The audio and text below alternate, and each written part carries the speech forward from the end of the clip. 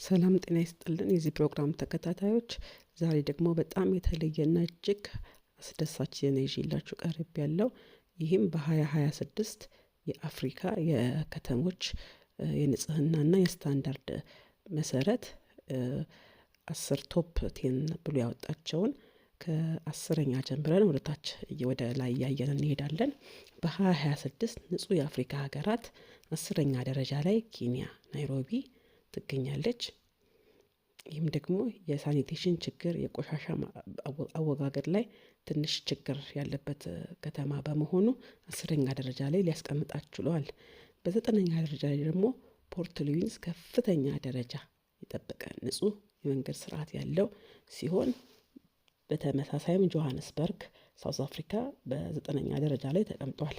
በ8ኛ ደረጃ ላይ ቦትስዋና ጌባውን ሲሆን፣ ይህም ደግሞ ጠንካራ መንግስትና ህብረተሰቡን ያሳተፈ የከተማ አስተዳደር በመኖሩ 8ኛ ደረጃ ላይ ልትቀመጥ ትችላለች። በ7ኛ ደረጃ ደግሞ ኬፕ ታውን ሳውዝ አፍሪካ ስትሆን ስትሮንግ ኢንቨስትመንት ያላት እጅግ ንጹህ ከተማ በመሆኗ በ7ኛ ደረጃ ላይ ልትቀመጥ ትችላለች። በ6ኛ ደረጃ ላይ ደግሞ ዳሬ ሰላም ታንዛኒያ ትገኛለች።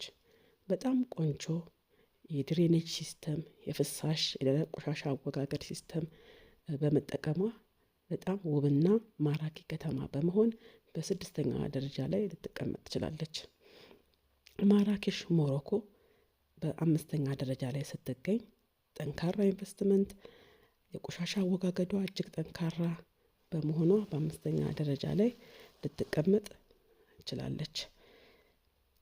ቤኒን ቤስቲን ዌስት አፍሪካን ንጹህ ከተማ፣ ጠንካራ የመንግስት ድጋፍ መነሳሳትና በመነሳሳት ንጹህ አድርጓታል።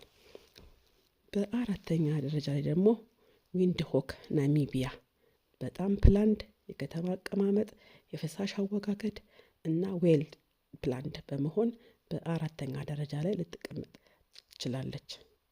በ3ኛ ደረጃ ላይ ሮቤት ማለትም ሞሮኮ የተቀናጀ የከተማ አቀማመጥ፣ ንጹህና ማራኪ መንገዶች፣ ጠንካራ የፍሳሽ አወጋገድ ፖሊሲን በመጠቀም በ3ኛ ደረጃ ላይ ልትቀመጥ ትችላለች። በ2ኛ ደረጃ ኪጋሊ ሩዋንዳ በየወሩ የከተማው ህብረተሰብ በመውጣት መንገዶችን ያጸዳሉ። ጠንካራ አስተዳደር፣ ለከተማው ቅርብ የሆነ አስተዳደር በመኖሩ በ2ኛ ደረጃ ላይ ሩዋንዳ ውስጥ የምትገኝ የሩዋንዳ ዋና ከተማ ኪጋሊ በ2ኛ ደረጃ ላይ በአፍሪካ ልትቀመጥ ትችላለች። በ1ኛ ደረጃ ላይ የምትገኘውን እስቲ ኮሜንት እያደረጋችሁ ሀሳብ አስተያየታችሁን እንድትጽፉልኝ እፈልጋለሁ።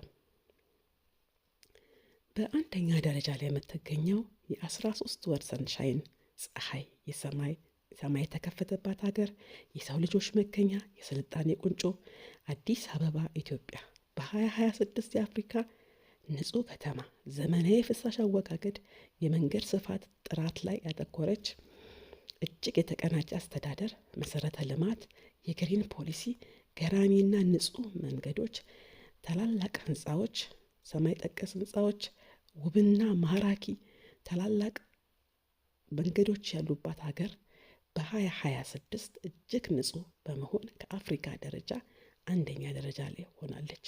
እንኳን ደስ ያለን፣ እንኳን ደስ ያላችሁ። እጅግ ደስ የሚል ዜና ነው። በቀጣይ ደግሞ ሌላ የተለየ ነገር ይዤላችሁ ቀርባለሁ። እስከዛ ድረስ የዚህ ቻናል ተከታታዮች ላይክ፣ ሼር፣ ሰብስክራይብ እያደረጋችሁ እንድትከታተሉ በታላቅ አክብሮት ጠይቃለሁ። ጤና ይስጥልን።